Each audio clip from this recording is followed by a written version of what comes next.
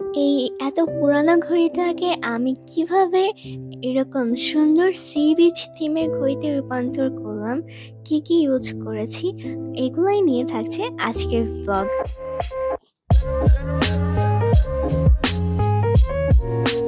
আসসালামু আলাইকুম everyone, this is me Ayesha Tasnim. এই ঘড়িটা অনেকদিন ধরে আমার দেয়ালে পড়েছিল নষ্ট অবস্থায়, এবং আমি ভাবলাম যে এটাকে আমি কেননা একটা মেকওভার দিয়ে দিই, যেইভাবে সেই কাজ। তো এই মেকওভারটা দেওয়ার জন্য ফার্স্টে আমাদের এই ঘড়িটাকে সম্পূর্ণ খুলে ফেলতে হবে, খণ্ড বিখণ্ড করে ফেলতে হবে। এই জন্য আমি এখানে একটা স্ক্রু ড্রাইভার নিয়ে একটা একটা করে পিছনের স্ক্রুগুলো খুলে নিচ্ছি। সুন্দরভাবে এই গ্লাস এবং ফ্রেমটাকে আমি আলাদা করে নিলাম। এখন এই গ্লাস এবং ফ্রেমটাকে সুন্দর করে এক জায়গায় যত্ন করে রেখে দিন, কারণ এটা পরে কাজে লাগবে। এখন এই কাঁটাগুলা এবং এই ক্লক ডিভাইসটা খুলে নেওয়ার পালা। এরপরই আমরা ঘড়ির উপর কাজ করা শুরু করতে পারবো। এই জন্য আমি ফার্স্টে এখানে সাদা কালারের অ্যাক্রিলিক কালার কোট করে নিচ্ছি, দেন এখানে সমুদ্রের পানির মতো পানি আঁকিয়ে নিচ্ছি।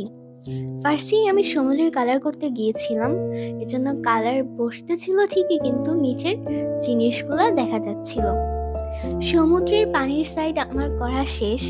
এখন এর এক সাইডে বা তীরে যে বালিগুলা থাকে সেইটা নিয়ে কাজ করব। আমার কাছে বালি ছিল না, এজন্য আমি এখানে লবণের মধ্যে কালার মিশিয়ে এটাকে বালি কালার করে নিয়েছি। এখন এখানে দিয়ে দিচ্ছি রেজিন দিয়ে রেজিনটাকে সমানভাবে ছড়িয়ে নিলাম। এরপরে দিয়ে দিচ্ছি আমাদের তৈরি করা বালি।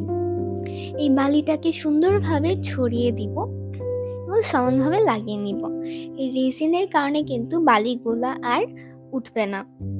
এরপরে এখানে কিছু সিশেলস দিয়ে দিচ্ছি। সমুদ্রের তীরে সিশেলস থাকবে না, এটা কি কোনো কথা?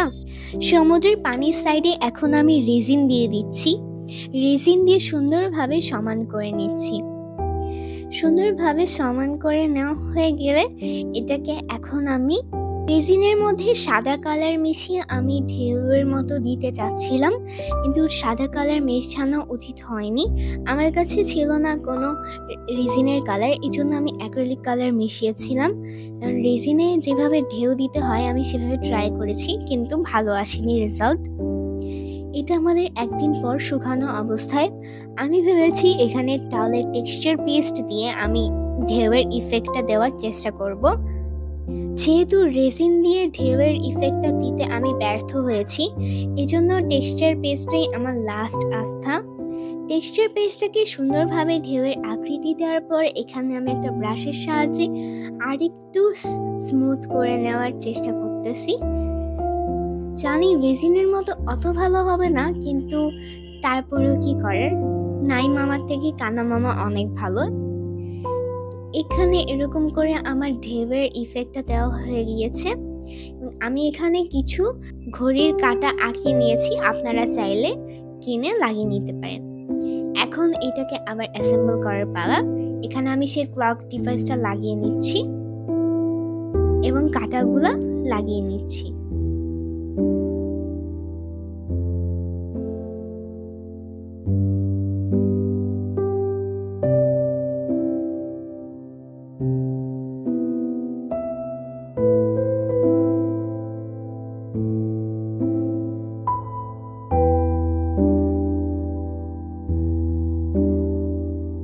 এই ঘড়ির এখন খুলে রাখা সেই কাঁচটাকে আমি লাগিয়ে নিচ্ছি, এবং এই ফ্রেমটা আমি আগে থেকে গোল্ডেন কালার করে রেখেছিলাম, সেটাও লাগিয়ে দিলাম। এই ফ্রেমটা অনেক প্লেন আর নর্মাল লাগতেছিল, এই জন্য আমি এখানে কিছু সিশেলস দিয়ে দিচ্ছি ফর এক্সট্রা বিউটিনেস। হয়ে গেল আমাদের সুন্দর সি থিম ক্লক। কত পুরনো ক্লক থেকে আমি এটাকে কত স্টাইলিশ এবং একটু মডার্ন এবং অ্যাস্থেটিক ওয়েতে সাজিয়ে নিলাম।